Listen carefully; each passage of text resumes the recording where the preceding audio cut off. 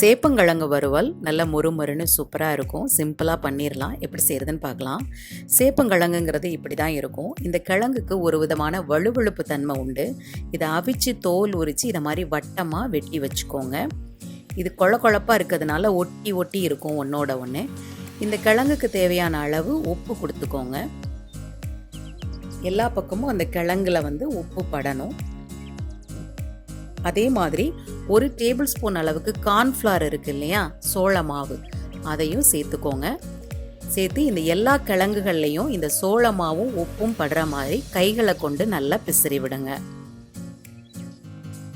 எல்லா கிழங்குகள்லையும் உப்பு சுவை போய் சேர்ந்துடும்.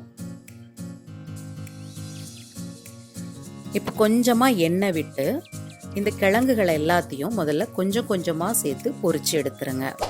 இப்படி பொரிச்சு எடுக்கிறதுனால என்ன ஆகும்னா அதிகமாக எண்ணெய் குடிக்காது, சீக்கிரத்துலேயும் செஞ்சிடலாம்.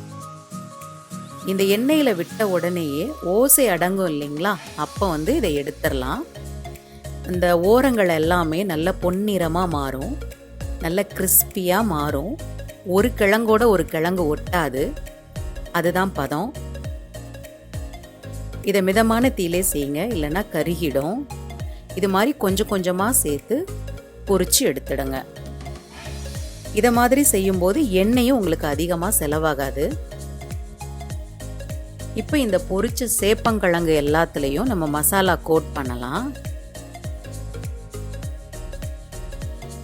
உப்பு சுவை மட்டும்தான் கிழங்குல ஏறி இருக்கும், அதனால காரம் எல்லாம் சேர்க்கலாம். மிளகாய் தூள் உங்கள் காரத்திற்கு தகுந்தாற் போல் சேர்த்துக்கோங்க. நான் 1 டேபிள் ஸ்பூனுக்கும் கொஞ்சம் அதிகமாக சேர்த்துருக்கேன். அதே மாதிரி கரம் மசாலா 1 டீஸ்பூன் அளவுக்கு சேர்த்துக்கோங்க, நல்ல மணமாக இருக்கும். மஞ்சள் தூள், இது விரலி மஞ்சள் தூள் 1 டீஸ்பூன் அளவுக்கு சேர்த்துக்கோங்க. கருப்பு மிளகுத்தூள் 1/4 டீஸ்பூன் அளவுக்கு சேர்த்துக்கோங்க. சேர்த்துட்டு நல்லா அந்த பாத்திரத்தை குலுக்குனீங்கன்னா எல்லா கிழங்குகள்லையுமே அந்த மசாலாக்கள் எல்லாம் போய் நல்லா ஒட்டும். ஏற்கனவே உப்பு சுவை இருக்குது, அதனால காரம், இந்த கரம் மசாலா எல்லா வாசனையும் எல்லா கிழங்குகள்லையும் போய் சேரும்.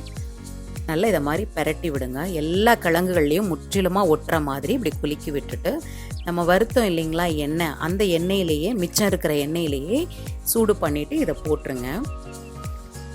மிதமான தீயிலே செய்யுங்க, சில நிமிஷங்கள்ல இது தயாராகிடும். நல்ல சட்டுன்னு மொறுமொறுன்னு ஆயிரும். இந்த மசாலாவினுடைய பச்சை வாசனை போகிற வரைக்கும் இதை லேசாக வறுத்தா போதும், நல்ல மொறுமொறுன்னு வந்துடும். இது எலுமிச்சம்பழ சாதம், தயிர் சாதம், இதுக்கெல்லாம் நல்லா இருக்கும் மேட்சாக. நல்ல டிஃப்ரெண்ட் டேஸ்ட்டில் ரொம்ப சூப்பராக இருக்கும். சில நிமிஷங்கள் கழித்து இதை நீங்கள் ஆஃப் பண்ணிடலாம், சுவிட்ச் ஆஃப் பண்ணிடலாம். ரெடி ஆயிடுச்சு. அந்த எண்ணெய் எல்லாமே உள்ளே இறங்கிருச்சு பாருங்கள், நல்ல மொறுமொறுன்னு இருக்கும். செஞ்சு பாருங்கள். செஞ்சு பார்த்துட்டு உங்கள் ஃபீட்பேக் என்னன்னு எனக்கு சொல்லுங்கள். தேங்க்யூ.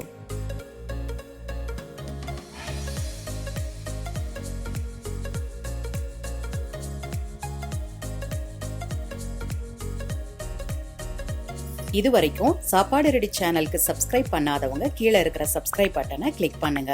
என்னோட எல்லா புது வீடியோஸையும் உடனுக்குடனே பார்க்கணுன்னா பக்கத்தில் இருக்கிற பெல் ஐக்கானையும் கிளிக் பண்ணுங்க.